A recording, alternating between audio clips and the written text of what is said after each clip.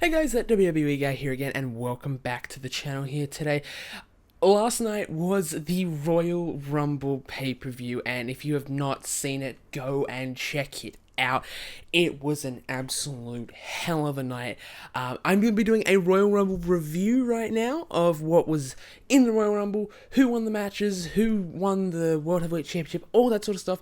But I must say, as you can see on right now, the screen, spoiler alert, if you have not seen the Royal Rumble match or the Royal Rumble pay-per-view itself, and you do not want to know who wins until you watch the pay-per-view, click off this video immediately, watch the pay-per-view, and then come back later once you've watched it to watch this video, because I'm going to be breaking out absolutely everything that happened in the Royal Rumble. So, with no further ado, let's get started with the first match of the night. Was for the Intercontinental Championship between Kevin Owens and Dean Ambrose.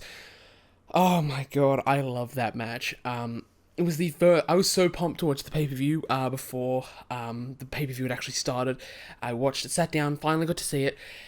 That was the first match of the night, and the match was absolutely incredible. It brought hardcore back to WWE for one night, which I really, really enjoyed, and it was certainly one of the best matches of the night. Kevin went out crazy, Ambrose went out crazy, and at the end, Ambrose came out victorious, and I was quite happy with that. I really didn't care who won that match, I just cared that they put on a good fight, which is what they did. The next match that they did have was the Tag Team Championship match between the New Day and the Usos. Now, Xavier got his trombone back, Francesca too came back, or made an appearance I should say. The tag team match was not the best match of the show, but it certainly was a good match. Now, I'm comparing it to the first match of the night, Ambrose and Owens, because that match was incredible. It wasn't as good or as up to par as it. It had all the high-flying action and the strong power moves and the things that we all expect, and it had the crowd going for most of the match. But New Day, of course, with their little powers, the power of positivity, won the tag team titles and retained them. The next match we did have was the US Championship match between Kalisto and Del Rio. Now, this match was quite good. It sort of was a bit slow to start out with, but it picked up later on in the match. Now, this is what Kalisto really needed to be taken seriously. When he lost the championship on SmackDown the next night after winning it on Raw, this is what he needed to win it back tonight, last night, what he did. He won it back, and he gained his credibility back, because when he lost that, people sort of thought, maybe he's not the best champion type. Maybe he should go stick to tag team with Sin Cara when Sin Cara gets back from his action. But he did prove himself worthy tonight. But the only other thing that I have to complain about the Del Rio match, and I'm actually complaining about all of Del Rio's matches that he has with Kalisto, if Del Rio, or anyone that knows Del Rio is watching this, can you please tell him a big thing for me, stop ripping the luchadors' masks off. He did that with Rey Mysterio, he's done that with Kalisto, and he's a Mexican. He should know the lucha heritage, or what it means to be a luchador, so I just think that's wrong on WWE's behalf, or Del Rio. I really don't know, but really, he needs to stop doing that. The next match was the Divas Championship match between Becky and Charlotte. Now, as usual, Charlotte got her dad Ric Flair involved, which is not, of course, going down quite well with the WWE Universe, but the match itself was decent. It was not what I expected, though. I expected something much better from these two. This is the first time that the two have gone up against one another. Two of the NXT divas from NXT have come up and are now headlining the divas version of the pay-per-view for the championship. I expected them to go all out, and it was a problem. Charlotte sort of needs to step up her fast pace. She was very fast paced in NXT, but it's almost like all of these divas have, once they made it to the main roster, have sold out. They don't do anything as special anymore.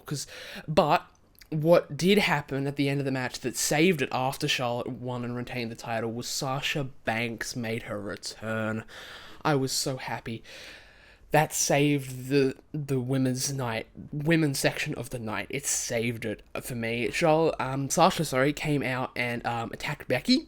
I thought she was going to help Becky at first, but no, she attacked Becky, and then she attacked Charlotte, and she sort of then held the Divas Championship above her head, which sort of signals Fastlane, Charlotte, and Sasha, which I would absolutely love, and at WrestleMania, Sasha, Charlotte, Becky, triple threat, all the way. And obviously now what everybody's here for, the actual Royal Rumble match. So with Roman Reigns entering the Rumble first, the odds were indeed stacked against him. Rusev came in at number 2, and he got eliminated just before number 3 would come out. Now, I'm talking about number 3 because number 3 was none other than AJ Styles. The crowd went absolutely nuts. I was so happy because I wanted him here. I wanted to see what he could do, and he did quite well for himself in the whole Rumble match. Oh, that was very, very good to see him in the match. But now moving on to something else in the Rumble match. The thing I was certainly the most unhappy with the whole Rumble match was they took Reigns out of it not even halfway through the Rumble, because Rusev put him through a table, took him out and let him have a rest for half an hour, and had him come back at number 29. When Sheamus came out and Superman punched Sheamus, and at that point in time it looked like they wanted Reigns to win, but no. Thank God that didn't happen, but they knew he wouldn't last the whole match, thank God. So it was not at all a surprise he came back at like the very last. But when he did come back at number 29, what he did not know was who number 30 was.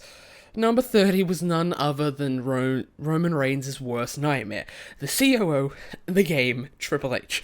He came out as number 30 and he stood toe-to-toe with Roman and fought for a good bit. The final 4 in the match was a very solid 4, I must say. Triple H, Roman Reigns, and Dean Ambrose. Sheamus was the first to be eliminated from that group.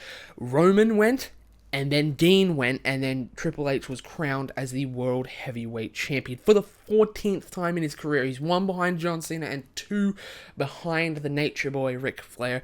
So I think the game could very well put his name in the history books, beating both Cena and Ric Flair very, very soon. But overall, the whole Royal Rumble pay-per-view was an absolute must-watch event.